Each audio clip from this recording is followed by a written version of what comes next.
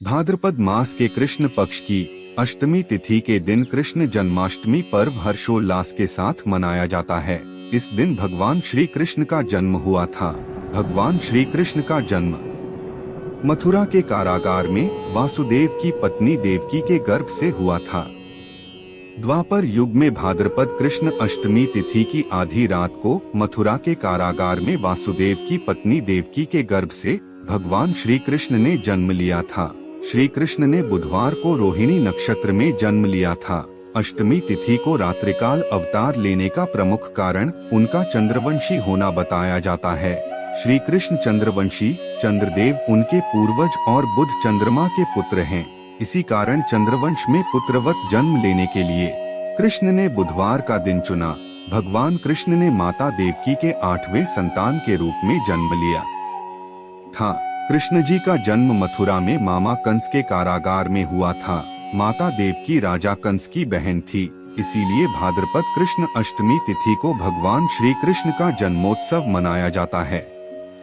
भाद्रपद मास कृष्ण पक्ष की अष्टमी तिथि को रोहिणी नक्षत्र दिन बुधवार की अंधेरी रात में भगवान कृष्ण ने देवकी के 8वें संतान के रूप में जन्म लिया।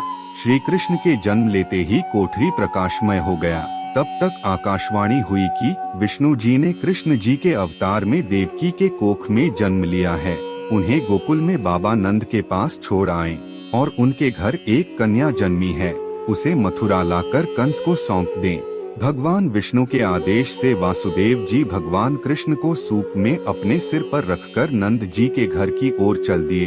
भगवान विष्णु की माया से सभी पहरेदार सो गए।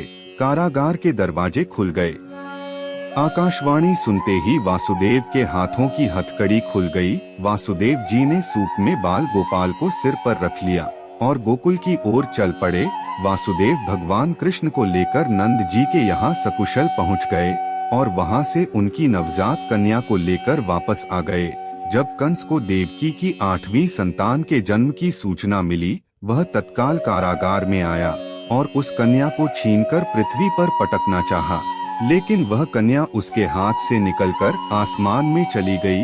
फिर कन्या ने कहा, हे मूर्ख कंस, तुझे मारने वाला जन्म ले चुका है और वह वृंदावन पहुंच गया है। वह कन्या कोई और नहीं, स्वयं योग माया थी। बाबा नंद और उनकी पत्नी माँ यशोदा ने कृष्ण जी का पालन पोषण किया। राजा कंस ने कृष्ण जी का पता लगाकर उन्हें मारने की खूब कोशिश की, लेकिन कंस की सारी कोशिशें विफल हुई और कृष्ण जी को कोई मार नहीं सका। अंत में श्री कृष्ण ने कंस का वध किया। राजा उग्रसेन को फिर मथुरा की राजगद्दी सौंप दी। इस तरह से जन्माष्टमी की व्रत कथा पूरी हुई। भगवान श्री कृष्ण जन्माष्टमी के दिन व्रत रखने से संपूर्ण इच्छाओं की पूर्ति होती है। इस दिन विधि पूर्वक यशोदा नंदन की पूजा करने से सुख समृद्धि का आशीर्वाद मिलता है। वहीं जिन दंपतियों की संतान की चाह है, उन्हें जन्माष्टमी की दिन लड्डू गोपाल की उपासना करना चाहिए। ज्योतिषाचार्य के अनुसार इस वर्ष विशेष ग्रह नक्षत्र में होने की वजह से जन्माष्टमी को काफी शुभ माना जा रहा है। साधना करने के लिए श्री कृष्ण के भक्तों के लिए यह बहुत महत्वपूर्ण समय है। वैसे तो हर जन्माष्टमी शुभ होती है और श्री कृष्ण भक्तों के सारे दुख हर लेते हैं, लेकिन अगर आप विशेष काल और नक्षत्र में भजन कीर्तन के साथ श्री कृष्ण कथा और लीला अमृत का पाठ करते हैं, तो इससे भगवान श्री कृष्ण प्रसन्न होंगे।